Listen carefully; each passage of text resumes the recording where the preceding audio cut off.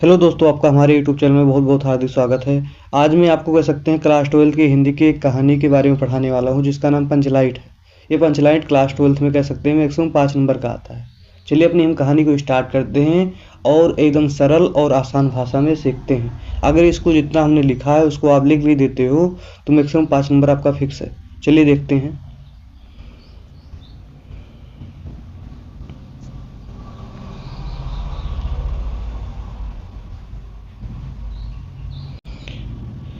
ध्यान से देखिए, लिखा हुआ है पंचलाई रेणु जी की एक अंचलिक कहानी है। कहानी में बिहार के एक बिछड़े गांव के परिवेश का सुंदर चित्रण प्रस्तुत किया गया है।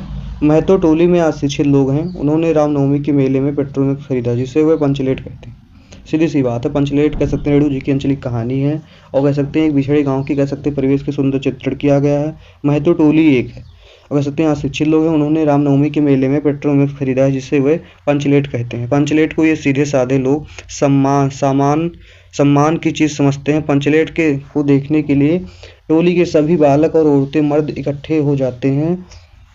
सरदार अपनी पत्नी से कह सकते हैं सरदार अपनी पत्नी से आदेश देता है कि शुभ कार्य करने से पहले वह पूजा पाठ का प्रबंध कर ले। सभी उत्साहित हैं, परंतु समस्या यह उठती है कि पंचलेट जलाएगा कौन। सीधा सा मतलब है, सब कह सकते हैं अशिक्षित हैं और उत्साहित भी हैं पंचलेट के जलने की वजह से, लेकिन कह सकते हैं समस्या भी ये उठती है, कह सकते हैं कि इसे जलाएगा कौन।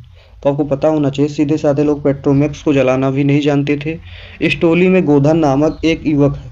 वह एक गांव की मुनरी नामक युवती से प्रेम करता है। मुनरी की मां ने पंचों से कह सकते हैं गोधन की शिकायत की थी। वह उसके घर के सामने सिनेमा का गाना गाकर निकलता था। इस कारण पंचों ने उसे जाति से निकाल रखा था। मुनरी को पता चलता है कि गोधन पंचलेट जला सकता है। मुनरी को पता है, कह सकते हैं पहले से ही, कह सकते हैं गोधन पंचलेट जला सकता है। वह चतुराई से यह बात पंचों तक पहुंचा देती है। पंच गोधन को पुनः जाति में ले लेते हैं। वह पंचलेट को जला देता है। मुनरी की मां गुलरी काकी प्रसन्न होकर गोधन को शाम के भोजन को निमंत्रण देती है। पंच भी अति उत्साहित होकर गोधन को कह देते हैं कि तुम्हारा 7 खून माफ।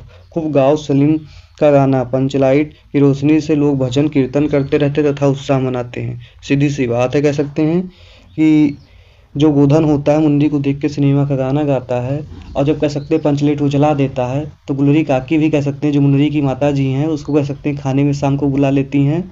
और कह सकते हैं पंचों ने भी कह सकते हैं आदेश दे दिया कि तुम्हारा 7 खून माफ, खूब गाओ सलीमा का गाना। मतलब गोधन का भी काम हो गया और कह सकते हैं कि सारे पंचों का भी काम हो गया। सब खुश हैं, उत्साहित हैं।